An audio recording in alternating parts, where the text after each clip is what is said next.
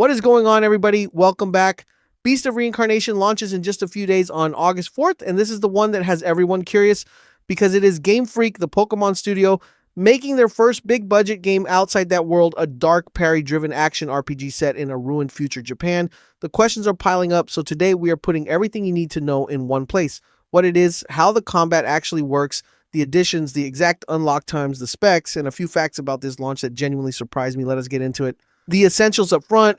It launches August 4th with a single worldwide unlock at midnight Greenwich time. And here's the detail a lot of people are missing. That means players in the Americas actually get in the evening of August 3rd. It is on PlayStation 5, Xbox Series consoles, and PC at $60 or $70 for the deluxe edition. And it is on Game Pass day one on the Ultimate and PC tiers. The director puts the campaign at about 30 hours. And one small surprise, it is rated teen, not mature. So what is this game actually about? It is Japan in the year 4026, 2 millennia after a corruption called the Blight consumed the world. The lore here is genuinely fascinating. Humanity survived by transferring its souls into mechanical bodies called golems, and the game deliberately leaves open whether those beings are still human at all.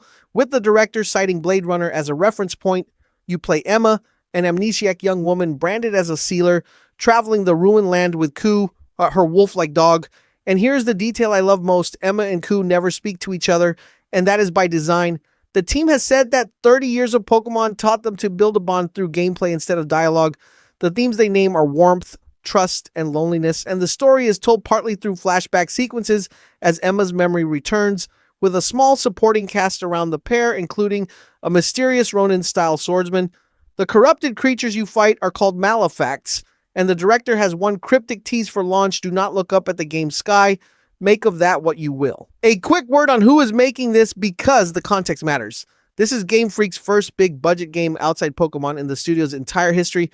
It started life back in 2020 under the codename Project Bloom, built by a small core team inside the studio, and the director has joked openly that a dark photorealistic action game does not really fit their vibe, which tells you how far outside the comfort zone they deliberately went. The early hands-on previews suggest the gamble is paying off, with one outlet calling it the studio's generational leap.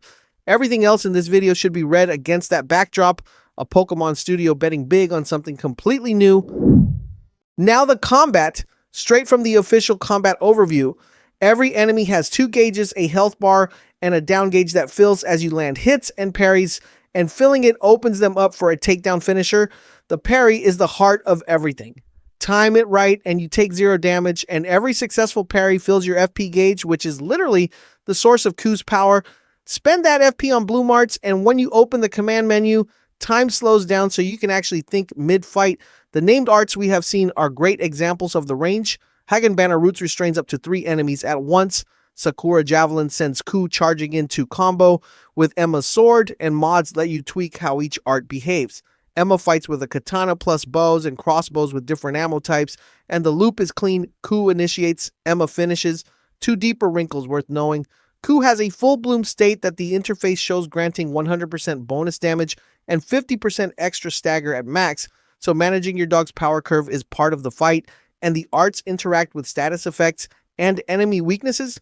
The overview literally asks whether you will cancel a big attack with roots, exploit a weakness, or corner a boss with status damage. This is a combat system about decisions, not just reflexes. And the overview makes a point of showing that even the colossal boss attacks can be deflected with the right timing, so nothing on screen is ever simply unanswerable. The structure is where this breaks from the Souls-like playbook, and honestly, these are some of the most interesting decisions in the whole game. It is not open world. It is about 10 stages of semi-open zones. You explore freely, with Emma growing vines to grapple, climb, and build bridges, and Ku sniffing out hidden resources and chests as you go. Coming back to earlier zones pays off too, because new vine routes open up as Emma's powers grow, so revisits reveal paths you could not take the first time. Each zone ends in a massive boss called a Nushi, and when you beat one, Emma absorbs its power and a brand new Blue Mart awakens in Ku. So bosses are not just walls, they are upgrades. Skill points from exploring feed Emma's own skill tree on top. And now, the 2 rule breaks. Enemies do not respawn when you rest, and death carries no penalty at all. No lost currency, no corpse runs. The director says he simply does not want you grinding through frustration, and that philosophy shows up everywhere. And if you're hearing parry heavy combat and getting nervous, this part is for you. There are 3 difficulty modes: normal, hard, and story mode literally widens the parry timing windows and reduces enemy damage, so the signature mechanic stays intact while becoming genuinely forgiving. You can also switch difficulty at any time, no penalties, no lockouts. Between that and the no punishment death design, this is shaping up to be one of the most accessible games this genre has ever produced, without sanding off the parry timing that makes it satisfying on the higher settings. The director has been explicit about the philosophy behind it too, saying he does not intend for players to retry a boss dozens or hundreds of times, and that he wants people who are not good at action games to still enjoy this one. For a genre famous for gatekeeping, that is a genuinely different posture. Onto the practical side, starting with what your money gets you. The standard edition is $60 and comes with a brown Shiba skin for Ku plus 30,000 Amber, the in-game currency. The $70 digital deluxe adds Emma's Big Dipper sword and Oni's hat, both the black and brown Shiba skins, 100,000 Amber, and delightfully vegetable seedlings, which hints at some farming on the side. 2 things to know before you spend. First, there is no early access on any edition. Everyone on the planet unlocks at the same moment, so the deluxe is purely about the extras. Second, the Game Pass version is the base game only, none of the edition bonuses, but it does support cloud streaming and Xbox Play Anywhere, so one purchase covers console and PC.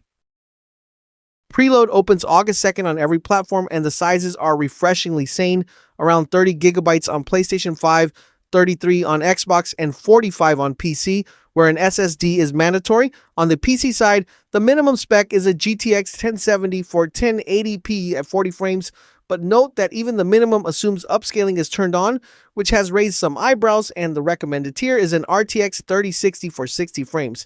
There is no Steam Deck rating yet. Audio comes fully voiced in both English and Japanese, with Yui Ishikawa, the voice of 2B from Nier, playing Emma in Japanese. And here's the genuinely unusual launch fact: the review embargo lifts at the exact moment the game unlocks. Not a day early, not an hour early. Nobody on Earth will have read a review before the game is already in their library, so every preview and hands-on until then is all anyone gets. A few final quick facts to round it out: this is strictly single player. There is no co-op and no online component. There is no demo, so those previews really are the only impressions available. And a new game plus mode reportedly exists, with the full trophy list said to require it, though that one comes from community sources rather than the developers, so treat it as likely but not stamped. 2 things remain genuinely unannounced. There is no confirmed photo mode, and the console performance modes, whether there is a 60 frames option on PlayStation 5 and Xbox, have not been detailed anywhere official. Those are the answers we will only get at launch. So that is everything you need to know about Beast of Reincarnation before launch. The short version, a 30-hour parry-driven adventure about a girl and her dog from the least likely studio imaginable that quietly deletes the most punishing rules of its genre. We are covering this one all the way in. Our full Before You Buy breakdown is coming right before launch, so subscribe and turn on notifications so you do not miss it. Now tell me down in the comments, what is the one thing you still want answered before August 4th? Thank you all so much for watching, and I will see you in the next one.